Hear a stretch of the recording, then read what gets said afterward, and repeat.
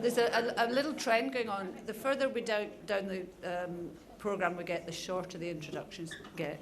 So this is a presentation by Dithe and Pamela. Oh, yes, it is. And they're not behind you, they're behind me. It's on pantomime.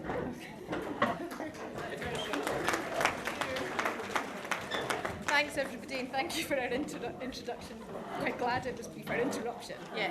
Good morning, everybody. Thanks for inviting us along. We were both very much looking forward to coming to Communication Matters this year and sharing our panto experience in an intimate little workshop of maybe 15 people. So we were a bit overwhelmed, but very honoured to be asked to speak to all of you today. The most important people who took part in the pantomime aren't here in person, but they are here on video, so we want to begin with a clip of them. And remember, panto season has started early, so get ready for joining in as soon as you like, it's fine.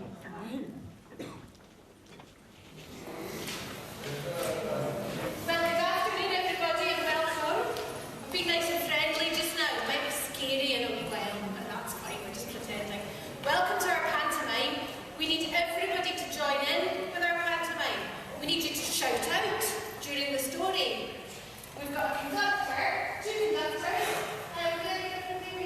to help us today. They're going to hold up signs when it's time to shout out. So they're going to say, yes! Who's got that on their talker? Who can shout yes? Brilliant! Everybody else, let's hear some more of you.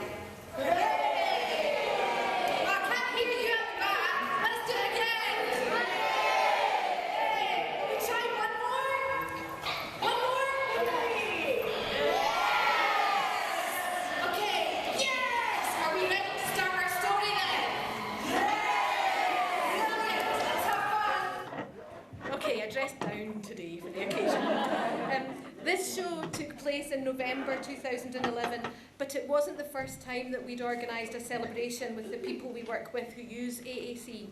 Previously, we held a party for youngsters using AAC and their families, and all of the activities were based on traditional children's party games and activities, but we adapted them all to make sure that the AAC users were really properly included in everything.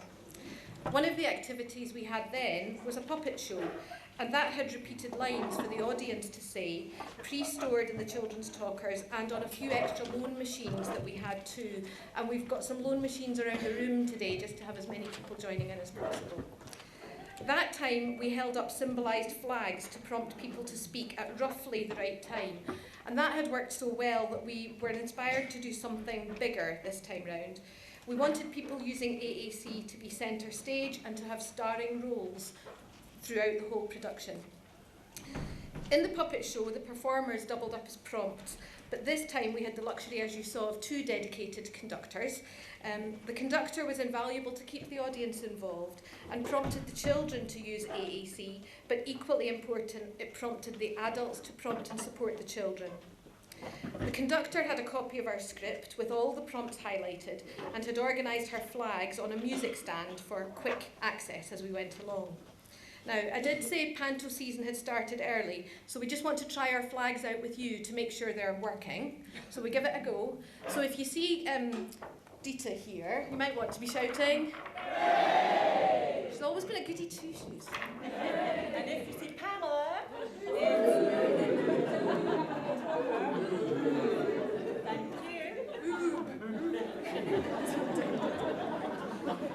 Okay.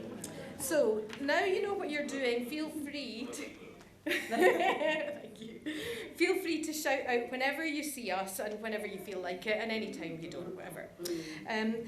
Next, we're going to have a look at another clip just to see a bit more of how we got going.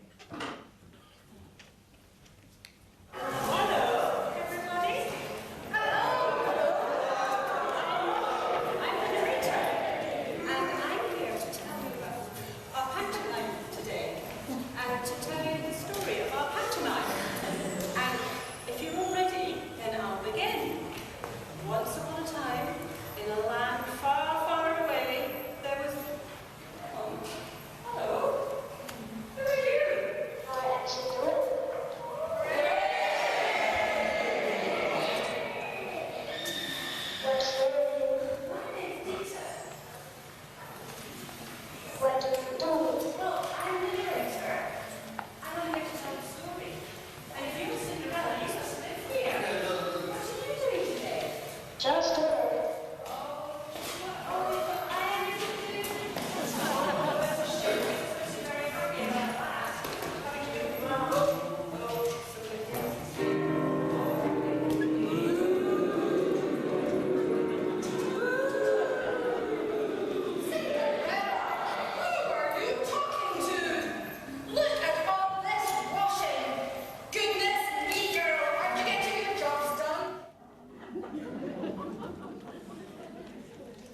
I'm sure you'll all have been to a pantomime at some point, so you'll be familiar with the genre.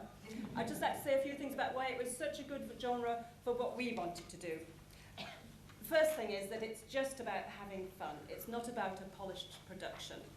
And although, as it happened, there was some terrific acting in our performance, it doesn't really matter what the acting's like as long as the story just keeps going. And it doesn't matter if people can't remember their lines. It doesn't matter if people say the wrong thing at the right time or the right thing at the wrong time. In fact, improvisation is just part of the style. And that goes for the audience as well. If somebody shouts out something unexpected, that's just funny. And we wrote lots of opportunities for the audience to join in. And with a pantomime, the audience expect to be expected to join in. And repeating the same thing over and over again is just part of the comedy. Also, with a pantomime, the stories are generally very simple, straightforward, and familiar. And we chose Cinderella because it's got the opportunity to have so many parts, and because I thought Pamela would make a terrific stepmother. We did stepmother. Thank you, good friends. Which she did. We did start off with a script that a colleague gave us from a village pantomime, and we tried to adapt that, but in practice it turned out to be easier, more appropriate to write our own script from scratch so that we could accommodate our needs and abilities, and we could fit in the cast as we began to be aware of who was going to be in the cast. And in fact, there were several drafts that we rewrote, making it simpler and taking into account people's needs and abilities. We deliberately made the script simple language, and we tried to accommodate vocabulary that we knew was already in people's talkers, or that we knew would be useful to them outside the pantomime situation. We were also scripting for the audience. We wanted people who already use AAC to have opportunities to join in, and we wanted people who had never used AAC to have the opportunity to try it in a fun situation. So we scripted as many opportunities as we could for the repeated lines for both the cast and the audience. And by the way, the script is going to be available on the CM website after conference, and we would be delighted if anybody could use it as a starting point for their own pantomime sometime. Once we'd made a start on the script, we recruited the cast and helpers, and we wrote to all the young people and their parents to ask for a formal commitment. They had to commit to come along to the rehearsal, which was one Sunday afternoon, and to the performance, which was the following Sunday. They also gave written permission for photographs during the rehearsal and for video during the performance itself, which would be used for various purposes, including presentations, although we never imagined such an enormous audience as this, but it's fantastic. The commitment was just for 2 days, because we didn't want to make too big a demand on families who already had a lot of appointments and meetings and things to get to. And in fact, we thought that if we planned it well enough, one rehearsal would be enough. And one of the things that we planned was that each person in the cast who used AAC would have a nominated buddy on the stage, either a member of the cast or somebody else. So Cinderella's buddy was her mum, and Prince Charming's buddy was his rather dashing friend. And in the next clip, you'll see the ugly sisters, Harry, and his buddy, Jill, who also happens to be his head teacher. And Harry loved the part, but he drew the line at wearing drag. So you'll see in the clip he's wearing a dressing gown.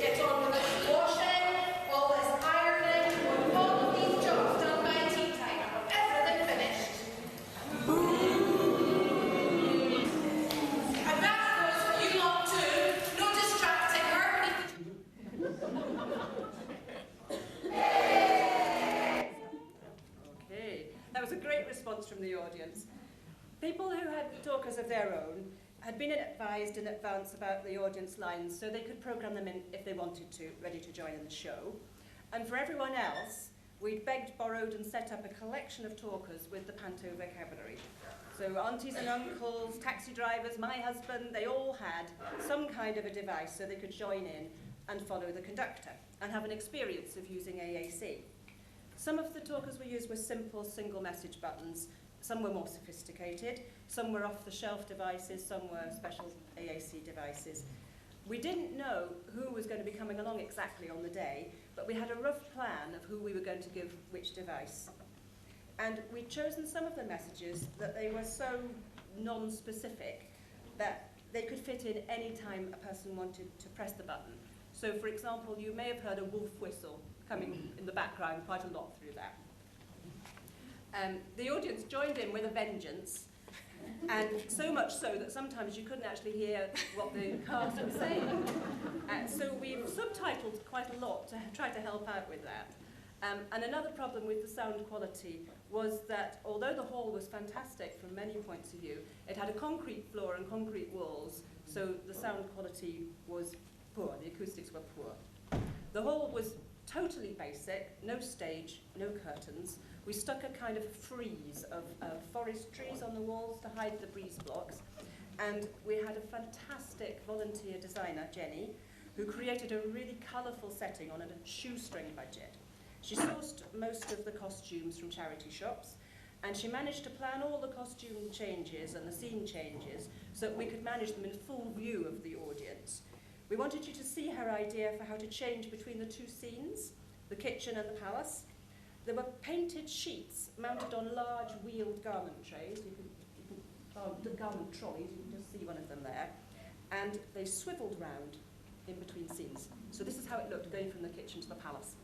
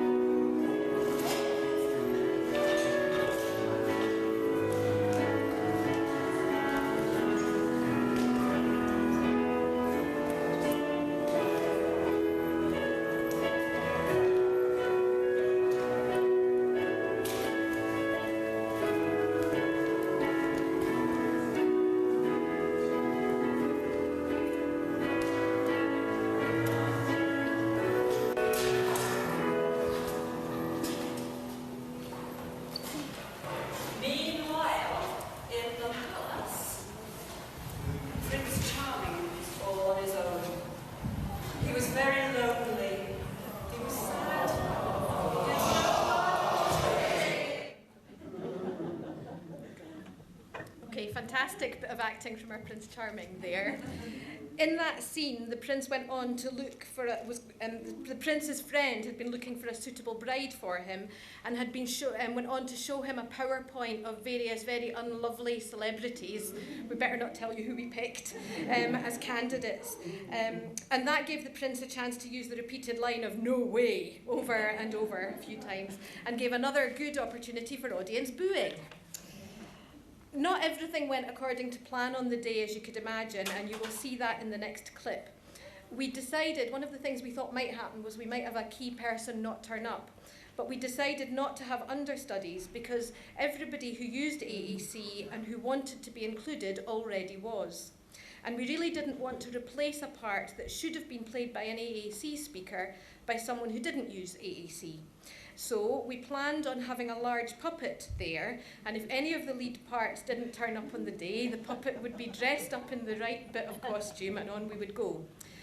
In fact, it was the good fairy who didn't make it, and that was such a shame. She was fab in the rehearsal and had such a good time, so we missed her. But the doll got dressed up with her wings and a wand, and our narrator here used a talker which had been set up for that part. So.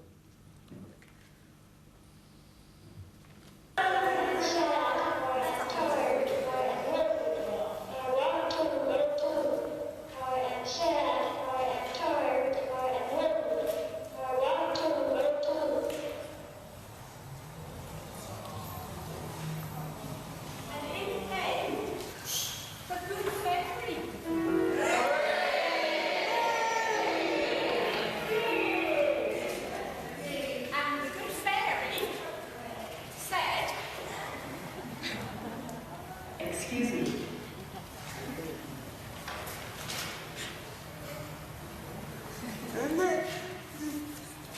Hello, who are you?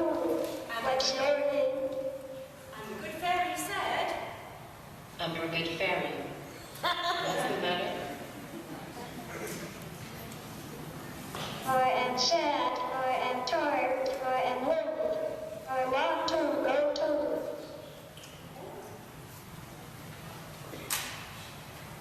I'm your good fairy. I can help.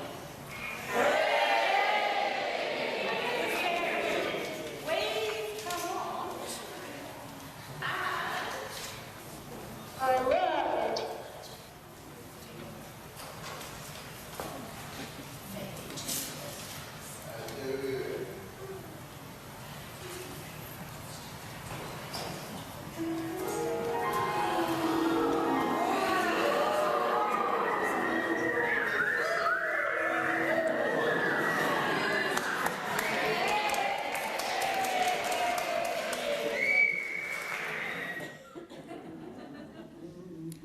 And then the good fairy led off in our first song, which was you can go, you can go, you can go tonight, to the tune of Jingle Bells, with the words presented on the PowerPoint.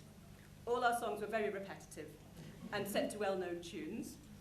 And we were so lucky to have a musician who gave live accompaniment to the panto as it progressed. In fact, he didn't manage to get to the dress rehearsal, but he managed to improvise perfectly on the day. As I said earlier, we thought that planning was the key to having just one rehearsal with the whole cast, and we did rehearse with the children who were in the same school in 2s and 3s to get them familiar with their roles. None of the people who used AAC would have been able to read the script themselves, but we gave them each a copy with their part highlighted so that parents could practice them with them at home. And for the helpers, we had a technical walkthrough which didn't include the children, and this was invaluable to learn about documenting which props needed to be on the stage when and how to turn the garment rails round, and the walkthrough highlighted that we needed to include detail about who would help which performer on or off the stage at which point. The thing is, we were all very inexperienced. We were learning how to put on a show, and the dress rehearsal was chaotic. But we had a lovely time. It was a lot of fun. And afterwards, somebody said to me, "Don't worry, Dithe, it'll be all right next week." And I thought, oh, we've had such a lovely time doing this rehearsal. It doesn't really matter what happens next week. Everybody enjoyed it. And at the end of the rehearsal, we asked everybody, the performers, the parents, the helpers, what they thought had gone well and what needed to be changed. And that told us a lot about timing, volume, making sure people were pointing in the right direction when they were giving the messages. And the parents pointed out some really good things to us. For example, that some of our ideas were too elaborate. We'd got the idea that in the ball scene, we'd have some switch-operated music, and there'd be a sort of pass-the-parcel type game, which would include the whole of the audience as well as the cast. But yes, it was pointed out that that really was a bit complicated and took too long, so we just cut that. You may have noticed in the first clip, when I was trying to introduce the show, there was a man popping in and out with a camera. That was Chris, who was one of the helpers, but he was acting the part of a parent. He was the man with the camera. And in the clip you'll just see, I pretended to notice him for the first time and asked what he was doing, and he said, "Oh, I've got this new camera, I'm recording it all," and then we pretended to link the camera to the projector so that the audience could see the clips that had been taken and we could share them. In fact, this was a ruse to recap on what had been happening, in case the story hadn't been clear, in case the talkers hadn't been loud enough, in case we'd missed anything out by mistake. And the photos had actually been taken during the dress rehearsal and then woven into a PowerPoint during the week that went in between. And the recap also sneakily gave us a chance to do a bit of setting up for the next. So here it is. A party, that sounds like fun. And I expect we all want to come, but... Taking a lot of photos. Oh yes, it's a new 20-megapixel camera. I've captured it all. You've taken pictures of everything. Yes. Maybe we'd like to see what you've taken so far. Oh yes, shall I plug it in?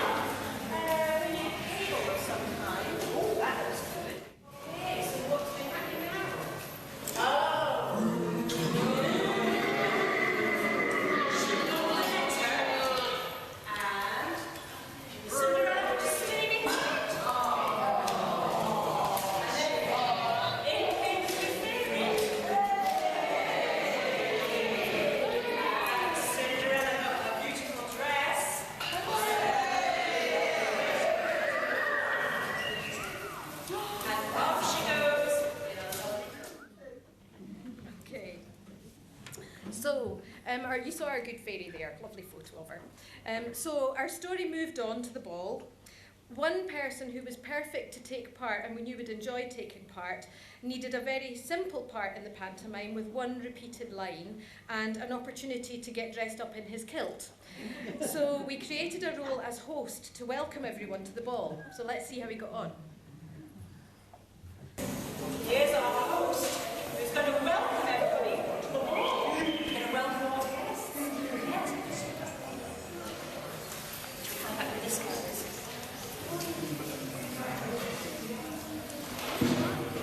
What's your name?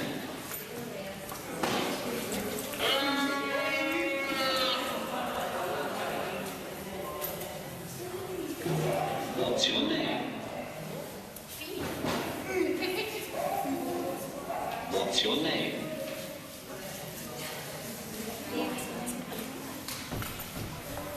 What's your name? What's your name? What's your name? And yeah, he almost did go round everybody, I think. But that was the point. That was good practice in saying hi to folk. So, our audience were mostly invited by the cast, and we also invited a few adults who use AAC for their enjoyment and also as role models for the children. As you've seen, the video is made up of footage edited together from a fixed camera and a handheld. It might not be the most professional video production you've seen, but we really weren't having our event for the camera or to record it. The original idea was just to have some clips as a memento for the people who'd taken part, to remind them of the day, let them share it with their friends, etc. Later, we realised it might have wider interest, and we're very grateful to Dithe's son, Owen, actually, who took on the filming, editing, and compiled the video for us. So thanks to Owen for this today. We got permission from everyone to show it today, and the whole thing, much to my horror, is online.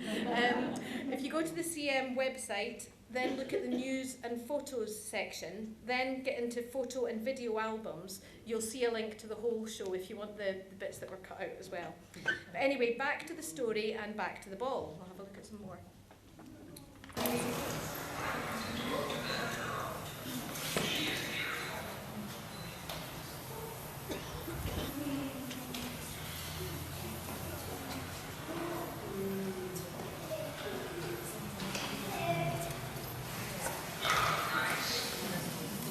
What's your name?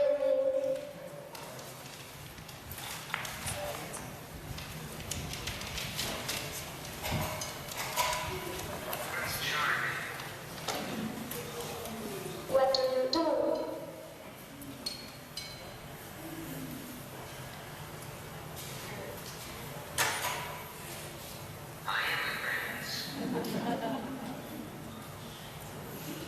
Where do you live?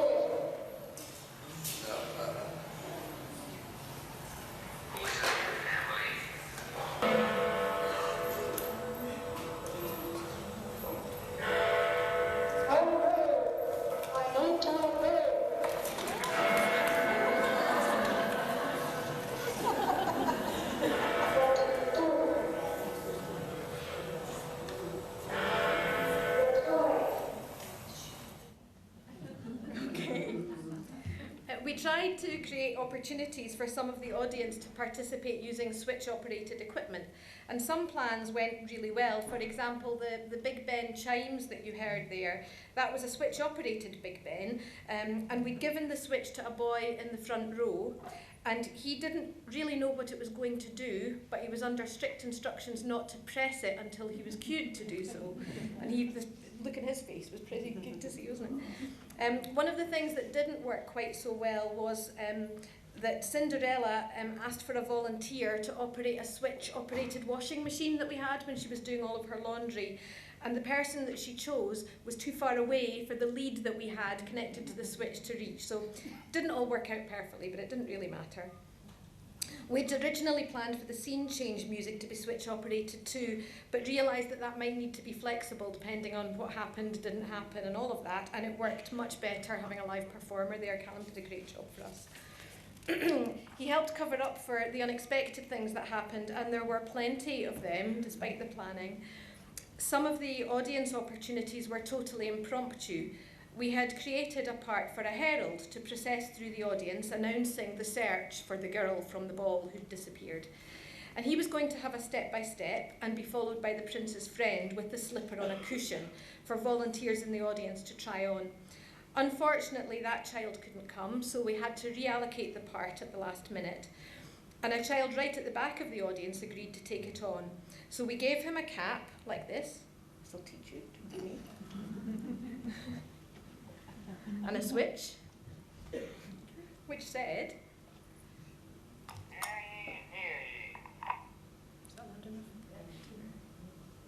Prince is looking for the girl you met at the ball. Every girl in the kingdom can try this slipper on. Whoever fits this slipper will marry the prince. okay, you hear that? Okay, and I hope you heard it upstairs. You all know how the story goes then. The slipper fits Cinderella. There was a bit of a hiccup in our production when Charming proposed and then said no himself. But that all got sorted out and Cinderella agreed to marry the prince.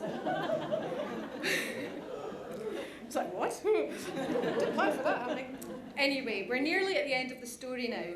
On the day, everybody, the cast, the audience, the helpers, all processed through to the cafe area, which was set up and decorated ready for a wedding feast.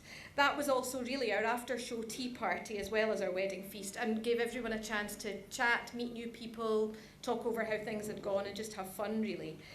And we want to leave you with a final clip from our pantomime, but it is a wedding procession and this is a pantomime, so weddings are special occasions and we would like you all to join in.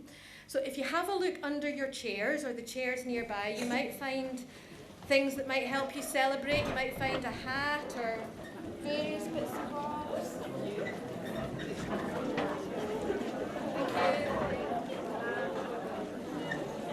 Yeah, so let's all get dressed up.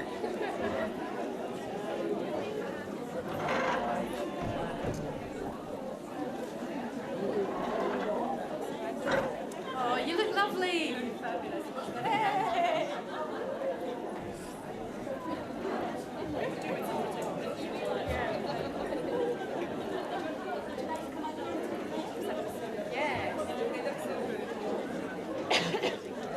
Oh, you look fantastic. Give yourselves a cheer. And upstairs. Okay. So now we're all dressed up and ready for the wedding. Let's go and see what happens.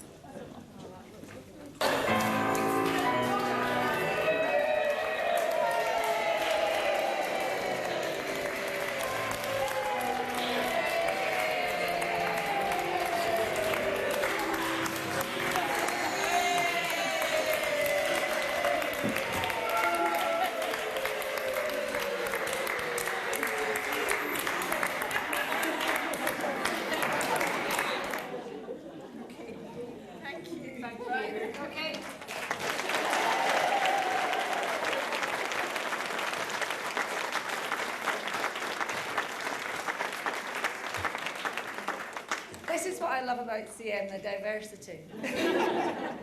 Not the band, but that was just fantastic.